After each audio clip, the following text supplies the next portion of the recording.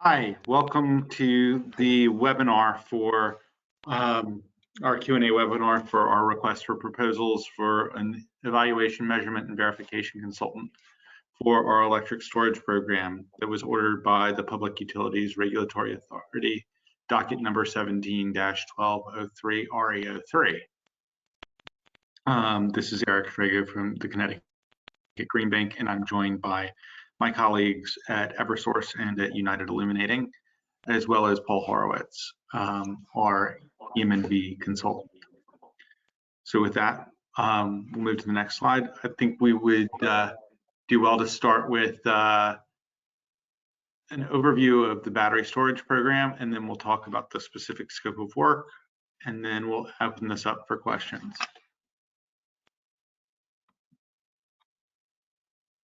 This is Sarah Harari with the Connecticut Green Bank. So just a quick overview of the battery storage program. The PURA has envisioned a program over the next 9 years that will deploy 580 megawatts of behind-the-meter storage, split up between residential and commercial evenly. Currently, we are looking at the first 3-year cycle, which is starting in January 2022 and running through December 2024. And the systems that we're talking about in this EM&V scope are the ones that are going to be installed in that 3-year window. The storage assets that are going to be installed as part of this program are going to have 2 compensation mechanisms. They're going to be operated in passive dispatch mode on a daily basis over the summer months, and then also in a demand response style performance-based way by Eversource and United Illuminating. Also over the summer months, there will be an additional winter dispatch program for active incentives. And if you could move to the next slide, please, Rudy. There's a set of BCAs that were established for the program based on the original PURA decision that looks at what are the different costs and benefits. A key factor here was the regulator was looking for us to achieve a RIM of 1.4, and the internal goal of the Green Bank was and the program administrators was to achieve a PCP of 1. You can see that the original decision didn't achieve that, so if you could move to the next slide. We submitted a set of detailed program plans that does achieve those limits, and one of the main things the EM&V consultant will be tracking is what is the expected performance against these estimated BCAs and what are the performance of the systems. Emma, is there anything that I missed that you'd like to add? Not yet. Maybe the next slide. Okay, Eric, back to you. Great. So now we can move on to the specific scope for the EM&V consultant. So the EM&V consultant will be charged with 2 main tasks in terms of verifying program performance on all metrics established in the RFP. So if you look at the actual RFP posted, there is a list of a bunch of program metrics that have been defined and requested by the authority. We look to the consultant to help us add to that if there's anything out there that would help us speak to the program's impact and benefit to ratepayers that was not covered by that list. Also, the consultant will be charged with preparing the annual reporting and filing that with PURA around August 1st of each year during the first 2 years of the 3-year program cycle, and then file a full report on that program cycle on or around June 15th of the final year of that cycle. So moving on to the next slide. The Green Bank will act as a data aggregator for the consultant. So we will source the data from our own platform that we are in the process of selecting for customer enrollment that has all the static customer information, details about the equipment that's installed. We'll pull that into a secure data warehouse along with data from the utilities distributed energy resource management systems. So those DERMS will be what is used for battery dispatch and battery performance. That will then be joined with other data sources that we would expect the the consultant to help us define what might be needed. For example, we presently have access to some solar generation data to some solar systems that the Green Bank has sponsored in the past. Is that something that would be useful here or not? That's something that we would expect the consultant to work through with us. Sitting on top of this warehouse, we intend to build a dashboard that will help display what those BCAs are on a regular basis. We expect the data in this warehouse to be updated regularly. Our goal is to do that on a nightly basis. And then we expect there, as ordered by Pura, to be some sort of impact visualization portal that helps describe the impact and visualize that to the public. And so whoever the consultant is will be able to have access to the dashboard, and will have access to developers in terms of helping us build that out in the first place and get comfortable with what is built and test the BCAs. And then as part of the reporting, speak to those BCAs. So next slide. So on to the schedule. We issued this proposal on the 17th, or this request for proposals on the 17th. We asked for questions to be submitted by October 1st. Today we have our webinar. Final proposals are due the 15th. Our decision will be made November 5th, and we expect to get a professional services agreement signed by the 19th, which is one of the reasons that this RFP was so long, is we wanted to go ahead and include as many of the contracting forms that we expect the selected consultant will have to sign, because they will be technically contracting with the Green Bank, Eversource, and United Illuminating. So next slide. So far, a lot of the questions that we've received have been around who has received this RFP. This RFP went to companies that had passed RFQs or were on approved lists at the Green Bank, at United Illuminating, with some input from Eversource, as well as with the Department of Energy and Environmental Protection, and at Pura as well. So I post these here because I know that there is some interest in partnering amongst the respondents. Next slide. In terms of evaluation, Paul, do you want to speak to this? Certainly. The review process will involve the three program administrators, the Green Bank, Eversource, and United Illuminating. The various topics that will be reviewed as these entities take a look at the proposals are described on page 8 of the RFP.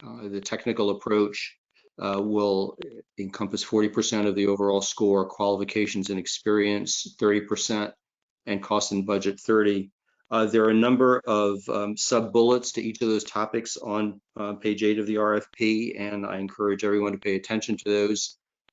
We will be looking for completeness of responses, as well as clear explanations about your approach, the qualifications and experience of your team, and obviously of the cost and budget as well. So this is how we will proceed once we receive your proposals. Eric. Thank you, Paul. Next slide. So with that brings us to Q&A. I'll open up the forum. If somebody would like to propose a question, you can do so in or through GoTo in the box.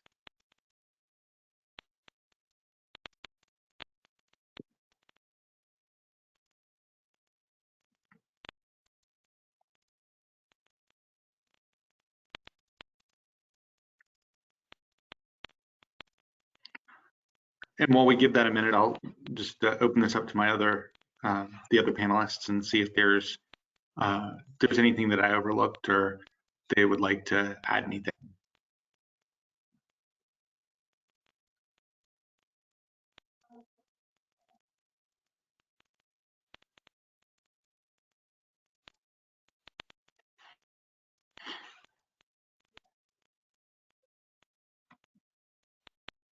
All right, so from the attendees, I see something coming in.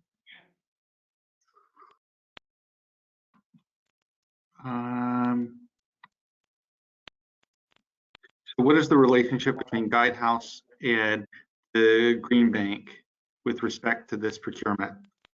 In your application, you indicated you had already selected them as your EM&V consultant for this procurement. We have not selected Guidehouse for this role. Guidehouse has worked with us on the design of the program and helping design the BCAs to meet the request of the authority.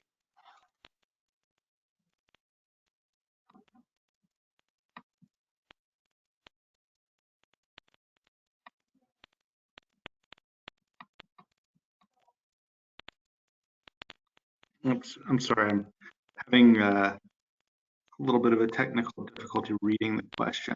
Bear with me 1 second. Okay. The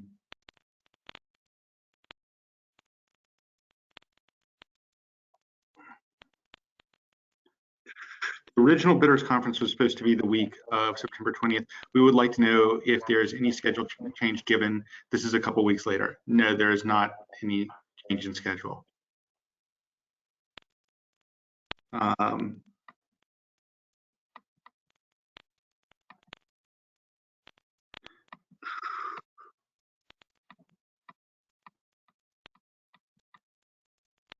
Is the budget provided supposed to cover all 3 years? Yes. Ideally, it would cover all 3 years. I defer to all the respondents in terms of whatever format they'd like to produce that in, but we would like to see 3 years. We'd like to, as we mentioned in the RFP, we'd like to see any rate increases that we should expect in there.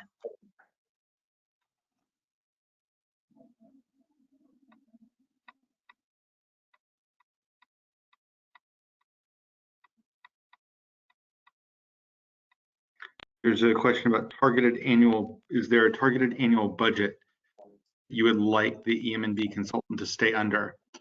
I think that in the original order, there was a limit that was set by the authority. I think that that is a very generous number, and we have targets that we need to meet to maintain value for ratepayers and make sure that we're staying under our targeted rim. So with that, we're looking for a cost-effective solution. Eric, can you hear me? It's Paul. Yes.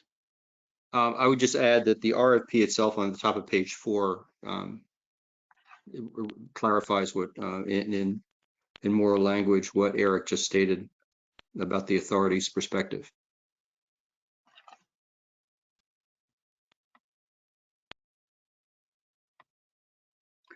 The next question, can you describe the scope of data warehousing activities that will be handled by a separate contract versus what will be expected to be handled under this contract in terms of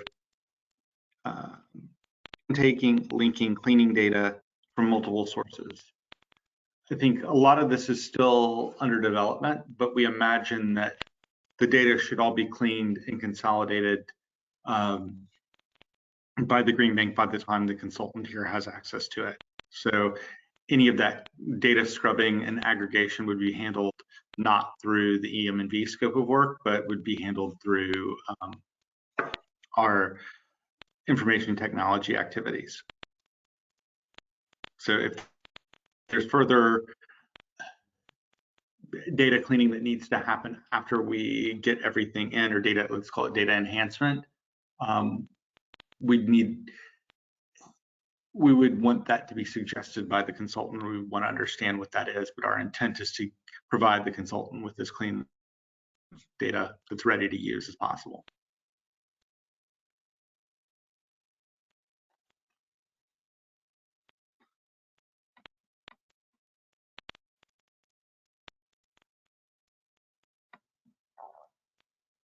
Are there further questions?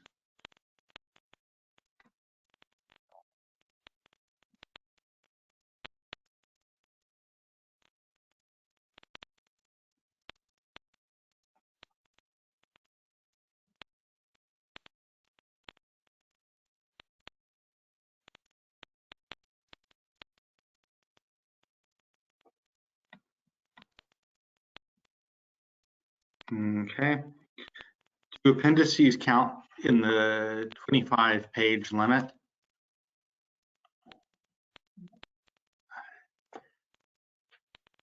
I don't know what the opinion is of my partners who will also be reading and helping score these responses at Eversource and UI. I tend to think yes, but Glenn and Alex and Paul, thoughts?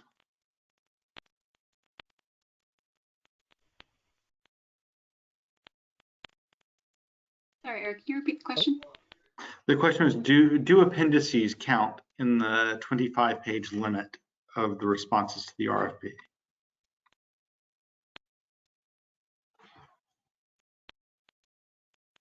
That's a good question. I'm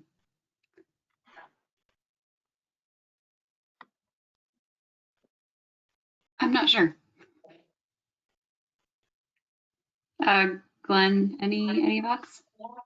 I would, well, I don't want to promise anything, but I would think no, depending on what you're putting in the appendices. Yeah. Experience. Yeah. Don't send us a 100-page document with 78 pages in the appendices. Mm-hmm.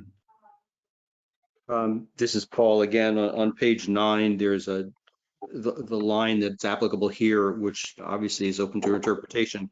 Responses should be limited to 25 pages. Supporting materials such as billing rates or key personnel resumes may be included in an appendix. So I would keep your primary response to 25 pages and make sure that what's in the appendices is just supporting data and supporting materials.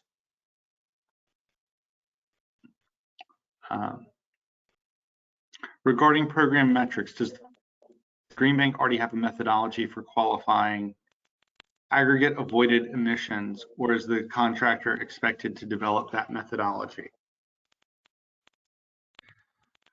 So we have some thoughts around it. I think we would work with the contractor in terms of finalizing and building that methodology out. Any suggestions and thoughts that the consultants and respondents have, I think would be greatly appreciated. The next question I have is Guidehouse conflicted out of this procurement? And given they aided in the design, that has not been the position that we have taken. When will the answers to submitted questions be posted? I'll try to get those up online today. I don't think that there's anything drastically different than what you've heard here today. The next question that I have is, should the contractor expect that the Green Bank or the electric distribution companies will have the data to support the program metrics listed on page 4? And the response is that should be, the three of us are joint program administrators responsible for the EM&V of the program. And the Green Bank has decided that in conjunction with the other administrators, we will consolidate all of this into a data warehouse to facilitate the EM&V on the program. So that should all come from one place, I think, is getting at what your point was. The next question was again about when will responses to questions be posted. Again, we'll aim to get that done as quickly as possible. Should the contractor expect that the Green Bank or the electric distribution companies will have the data to support the program metrics? Yep, again, that's what I just answered. Does the Green Bank expect or prefer sub-meter data or whole building meter data for EM&V purposes? I'm going to defer this back to the EDCs, and what do you guys think will be available?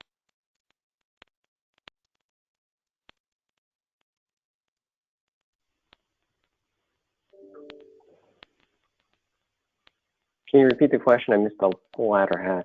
Was it a question on length of data? So the question is, do we expect or prefer sub-meter data or whole building meter data for M&V purposes?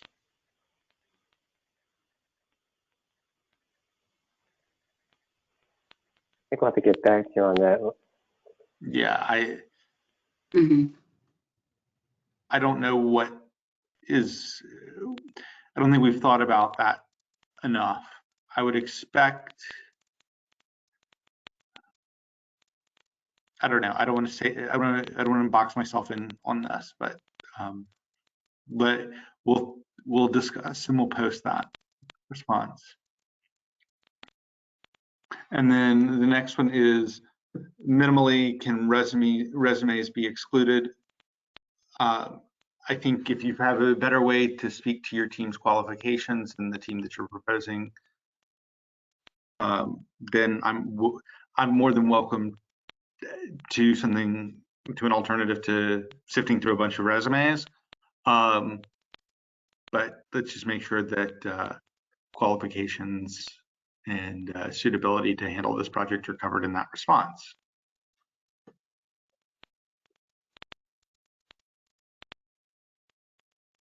Other questions?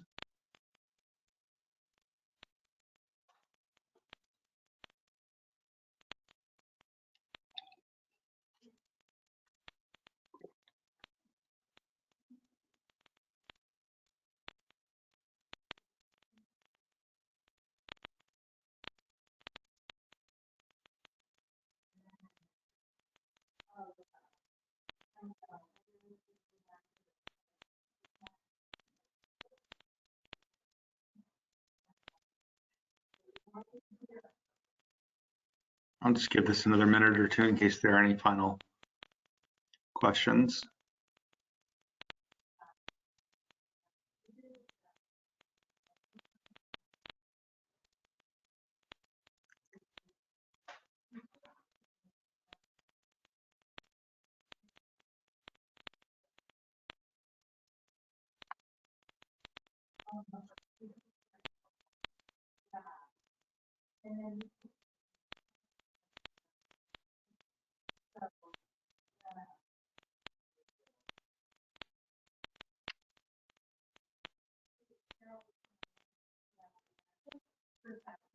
Okay, if there's anything else that comes up today, feel free to reach out to me